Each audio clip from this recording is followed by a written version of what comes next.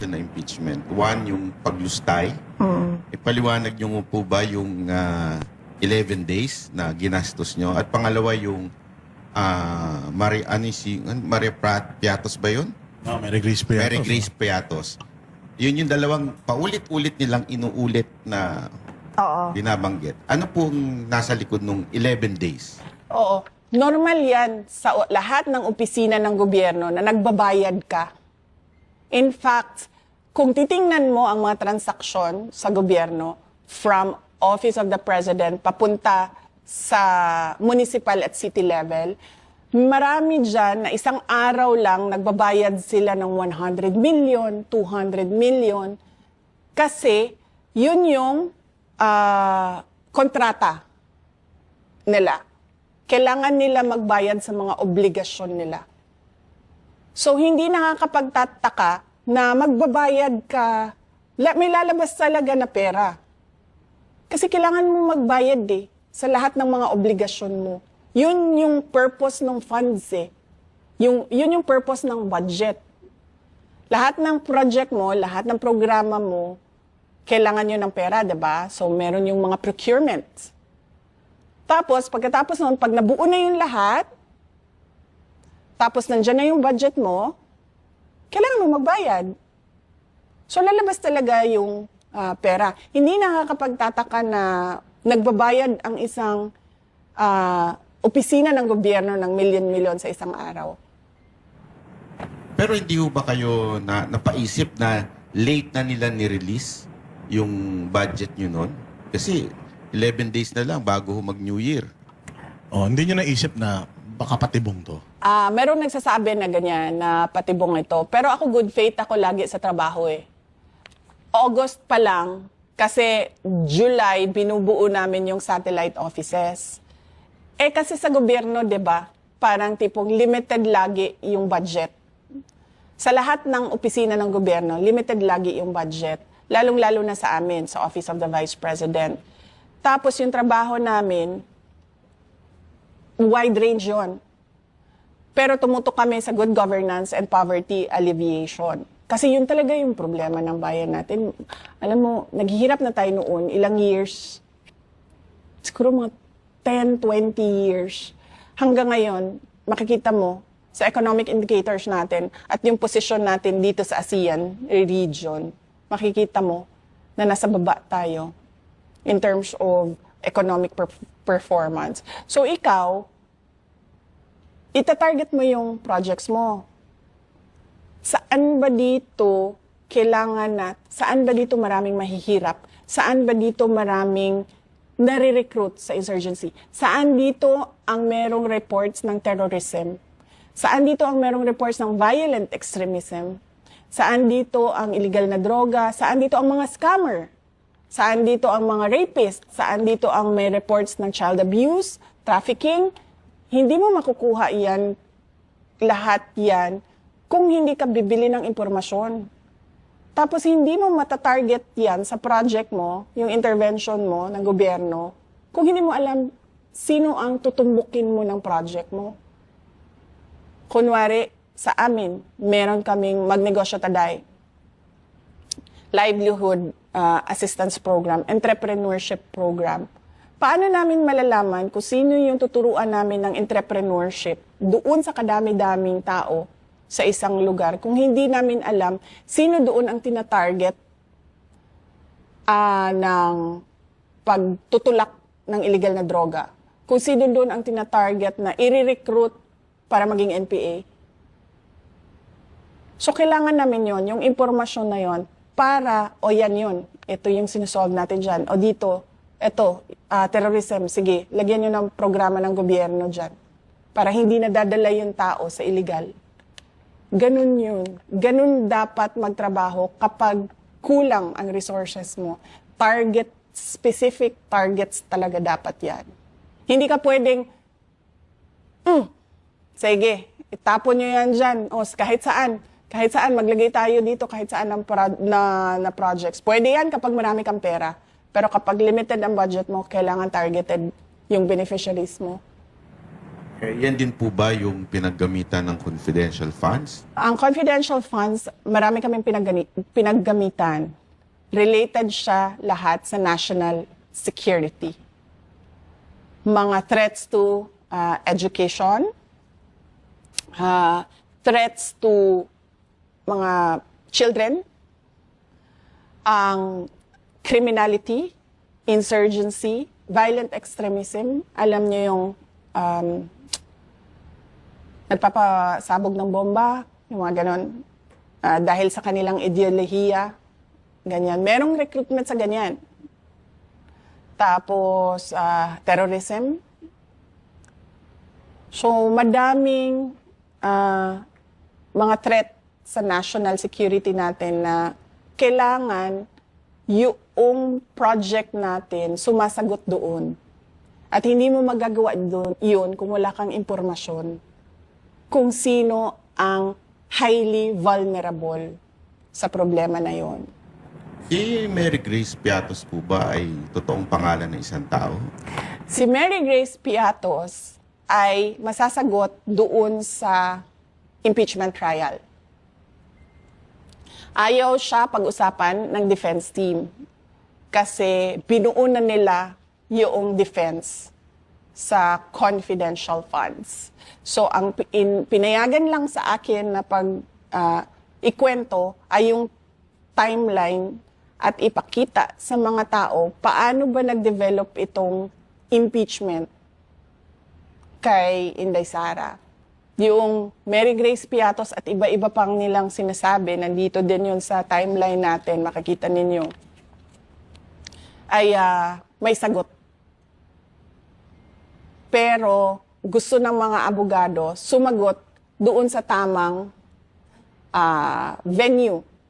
Dahil confidential funds protektado ng batas. Hindi ka basta-bastang, kasi nga sinasabi ko kanina sa discussion, ang confidential funds, pinoprotektahan niya ang national security natin at yung buhay ng mga tao na merong impormasyon na makakasira ng seguridad ng bansa.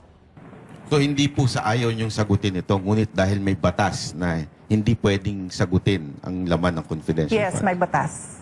In fact, madami sa kanila sa House of Representatives ang nag-violate nung batas na yon. And mako-compromise, VP, yung operations kapag inilabas tong information na ito. Hindi lang yung operations, pero mako-compromise yung security sector ng gobyerno natin. Kasi mag-i-explain kami kung paano nag-ooperate ang intelligence operation ng gobyerno. Makikita ng NPA, makikita ng makabayan, kaya takot ang makabayan sa confidential funds kasi alam nila na ginagamit yon para bumili ng impormasyon kung paano ginagawa yung recruitment, paano umaakyat sa bundok yung mga bata, mga ganon. Natatakot silang mabuking. Pag sinabi ko umakit sa bundok, nagiging NPA. Oo. Tsaka parang kaya nila gustong malaman yung kung saan napupunta, paano ba ginagamit, para malaman nila yung galawan, strategy ng gobyerno, paano nag-gather ng intel sa kanila, and paano sila ino-operate. Para ibahin na Tama ba? nila. Oo. So delikado yan para dun sa mga taong nagbibenta ng mga information. Kasi itong mga binibilan nyo ng information na to, nasa loob sila mismo ng organisasyon na yun. Oo, kasi, tulad ko, magkasama tayo, diba? So, pare-pareho yung alam natin na impormasyon. So, bakit ko pa bibilhin yung impormasyon mo? Alam ko na yun Diba? Kanino ba ang impormasyon na hindi ko alam? Doon sa mga illegal. Doon sa kalaban, kumbaga. Diba? So, doon ka bibili sa loob. Or, doon sa mga nakapalibot sa kanila. Na hindi man directly involved, pero may alam sa kung ano yung ginagawa nila. Hindi ka bibili ng impormasyon na alam mo na Ang bibilhin mo na impormasyon dyan, yung hindi mo alam na nandun sa loob. Kasi paano mo ba sila mahuli? Paano mo ba matarget yung project mo kung hindi mo alam anong ginagawa noong kalaban? The enemies of the state. Talagang kailangan talaga protektahan yung mga information na yan. Sobrang critical pala talaga. Oo, sabi ko nga, pag nagsimulang mag-explain, makikita ang galawan ng law enforcement agencies. Makikita yung galawan nila. Ayun, so VP, bumalik tayo dun sa timeline. Nasaan na tayo sa timeline? Oh, yes. So, August 27, 2024, dito na lumabas yung disallowance. After na ito, na nag-resign ako, expected na ito kasi gugulong na yung impeachment, 'di ba? Tapos, September 1, 2024, merong member ng House of Representatives nagsabi na, uy, sinubukang isuppress or itago nung Office of the Vice President yung information sa confidential funds. Hindi namin sinusuppress. Nire-remind lang namin ang Commission on Audit na may batas dyan sa confidential funds. At hindi basta-bastang pinag-uusapan yan.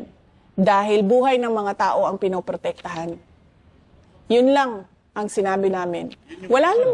VP, yun yung reason bakit kinontempt nila yung inyong Chief of Staff, ano? Yes, kinontempt nila si Attorney Lopez dahil doon sa pag-resign ni Gloria Mercado sa Department of Education, na sinabi ko sa kanila, wala namang pagbabasihan, nung sumunod na hearing, sinabi ko sa kanila, wala namang pagbabasihan yung pagpaparesign nyo kasi ang tumatanggap ng resignation ng undersecretary ng lahat ng ahensya ng gobyerno ay president. Kasi ang appointing authority ng lahat ng USEC ay president. At hindi alam yun ng mga members of the House of Representatives. Dahil nung sinabi ko yon, natulala silang lahat.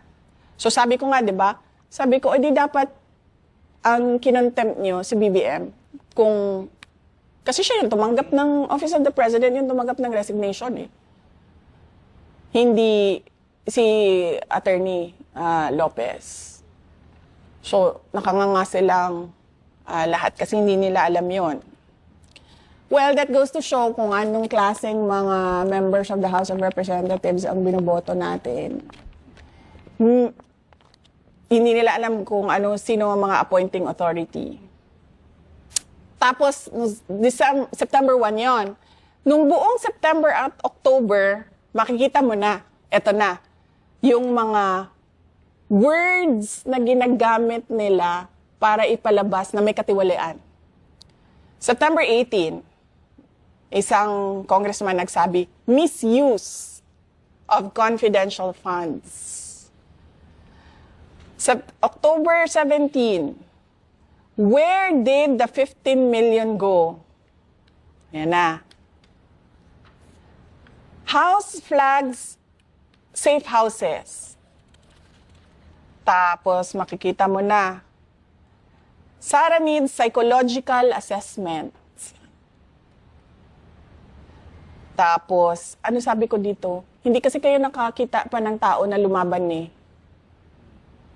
Yung wala akong pakialam kung ikakasira ko. Basta tatayuan ko yung tama. Hindi pa sila nakakita ng ganun eh. Kasi napapansin ko dyan sa loob ng House of Representatives, lahat yan, areglo. Unang-una, tatakutin ka. Pag hindi ka natakot, bibilhin ka. O, hindi. Unang-una, bibilhin ka muna. Pag hindi ka nabili, tatakutin ka. Pag hindi ka natakot, kakasuhan ka. Ganyan yung trabaho or mga pangyayari between politicians. So makikita mo dito, October yan. September, October, gumagamit na sila ng words na malversation, breach of public trust. Ito galing ito sa isang congressman. Fabricated, galing sa isang congressman. Mary Grace Piatos, galing sa isang congressman na yan. Covering up. Yan. galing sa isang congressman yan. Discrepancies, galing na yan sa isang congressman. Kung napapansin mo, lahat galing sa members ng House of Representatives na gumagawa ng in aid of legislation kuno. Na kung titingnan mo naman, in aid of legislation ito sa confidential funds, pero bakit Office of the Vice President lang? Bakit yung billion-billion na confidential funds ng Office of the President hindi tinitingnan? Yung AFP na confidential funds, yung DND, lahat ng merong confidential funds, bakit hindi pinapatawag? Bakit OVP lang? Kasi it's a fishing expedition for evidence na hindi nila makuha saan man. Kaya kailangan nila gamitin yung power noong Committee on Good Governance. So makikita mo, may mga words na sila, di ba? Nung pinatawag kayo doon, VP, sa Committee on Good Governance, yun yung hindi kayo sumumpa eh. Yung una. O, yan yung una, no? Hindi kayo sumumpa kasi nga resource person kayo. Oo. O, sabi ninyo na witness lang yung sumusumpa. So, nung nakita nyo na parang kayo lang yung inimbita ron, did you question yung good governance na bakit kami lang?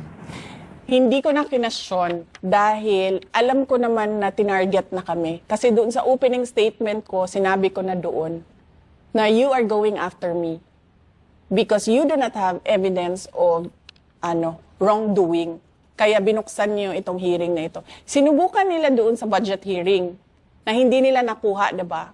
Kasi unang-una sabi ko, wala naman kaming nire-request na confidential funds, so bakit kami magtatanong about confidential funds? Pangalawa, hindi pwede pag-usapan ito dito. Diba? Ayaw ko magkaroon ng kaso. At ayaw ko ibulgar kung paano gumalaw ang law enforcement agencies at mga intelligence operations ng gobyerno. So, yun yung makikita nyo, September, October, November, dito na naglabasan. Malversation, breach of public trust, discrepancies. Ito na yung words leading to an impeachment. Kung makita nyo, biglang natigil yung kanilang House hearing, diba? Nakita nyo? Nung kinulong nila si Attorney Lopez, tapos na hospital si Attorney Lopez, tinawag nila si Gina Acosta. Nag-collapse, nag-unconscious si Gina Acosta. Pagkatapos nun, wala ng hearing. Dumiretso na sila doon sa paninira nila naman. Sabi ng PSA, ito walang mga birth records. Ganyan. Yan na yung kanila. Hindi mga totoong tao ito. Palibhasa kasi wala silang alam sa kung ano yung trabaho ng gobyerno. Kasi ang ginagawa lang nila dyan sa loob ng House of Representatives, manira ng pangalan. So, yon. Tapos, sumunod nun sa timeline, yung mga impeachment na. Yung nagkagulo, nagrumble nila na filing ng impeachment. Alam nyo, kaya umabot yun sa ilan? 3? 3, di ba? Kasi yung unang sinulat, basura. Basura siya. Wala siya at all any leg to stand on in any court. Yung sumunod na sinulat, basura pa rin. Yung pangatlong sinulat, yun yung kinorek na nila lahat nung basahin ninyo, yung 3. Actually, 4. Yung pang-4 yung lumusot eh. Yes, 4, no? Oo. Kung babasahin ninyo, yung mga una, pangalawa, pangatlo, basura sila lahat. Hindi ko alam kung sino nagsulat. Gusto ko sabihin sa kanya, i-recruit mo ako magsusulat niyan. Papasok niyan sa korte. Tapos, yung pang-4, yun na yung corrected copy ng lahat. Kilala ko kung sino, isa sa mga abogado na sumulat noon, na sinasabi ko nga kay Michael Poe, abogado ba ito? Tingnan mo naman itong sinulat niya. Pero syempre, ayaw ko sila tulungan. So eto na, gumalaw na yung mga abogado, hindi pwede yan kasi nag-antay kayo na maayos nyo yung impeachment complaint at yun yung pinasok ninyo. Ganito din naman nangyari ngayon eh. 'Di ba? 4, 2 yung pumasok. Yung pang-4 doon, yun yung gusto nila kasi yun yung sinulat ng maayos. Yung 2 dyan, basura. Yung isa dyan, hindi na nila papansinin yan. So, yun, December 2024 yun, diba? Ayan, may dagdag pa sila. December, tumuloy-tuloy pa pala sila. Faked. Sino nagsasabi ng fake? Sila lang din. Yung mga members lang din ng House of Representatives. Walang ibang nagsasabi na fake yan. Sila lang. No birth records. Ano ngayon? Hindi mo alam kung paano gumalaw ang intelligence operations eh. Fund abuse. Yan. May mga ganyan na sila na words na parang binubuo na nila yung kanilang impeachment. Pagkatapos nun, meron na silang February 2025. Meron na silang kailangan investigahan ang disallowance. Kasi pala, isasali nila yon, yung disallowance na yon. Kailangan daw investigahan. February 11, 2025, House must probe the Sara Duterte's 12.3 billion DepEd disallowed expenditures. Na hindi nila naisip, mas maraming disallowance ang Office of the President, ha? So kung mag-i-impeach tayo, iunahin nila ang Office of the President. Tapos, February 27, 2025, act swiftly on Sara Duterte impeachment. Catholic Bishops Conference of the Philippines. Pero pagdating sa aligasyon ng flood control involvement ni BBM, tahimik sila. June 11, 2025, eto na. Dahil hindi nila alam saan sila lulugar, impeachment, ano ba, kapafile na lang natin ang kaso. To siya, lahat ng kaso na pwedeng i-file natin. So nag-file sila ng criminal at admin cases. Tapos, eto na. September 29, 2025. Ito na yung privileged speech ni Senator Cheese Escudero na sinabi niya ang mastermind, si Martin Romualdez, at ginamit ang political capital ni BBM at ang promise ng for later release funds sa mga projects para pumirma ang mga congressman sa impeachment. So, yan yung buong timeline kung paano nila niluto ang impeachment. Galing sa walang ebidensya papunta sa fishing expedition, illegal na paggamit noong information sa loob ng in aid of the legislation para sa impeachment. At yung meron na talagang nagsabi na yung mga pumirma ay pinramisan ng for later release na funds. Yes, Congressman mismo, si Toby Chanco, si Congressman Toby Chanco, sinabi niya yan, na isa daw sa reason kung bakit yung alyansa nagka-leche-leche dahil dun sa impeachment na ginawa sa inyo. So, nasabi yan ni Toby Chanco. Kasi, paniwala ko, nagmamadali din sila mag-promise ng pera. Kasi election na eh. Siyempre, lahat ng mga congressman parang tipong, nasaan na yung funding namin? Election na kami. Kami din eh. Mag-i-election din kami. Hindi lang naman kayo eh. Diba? So, lahat yon ay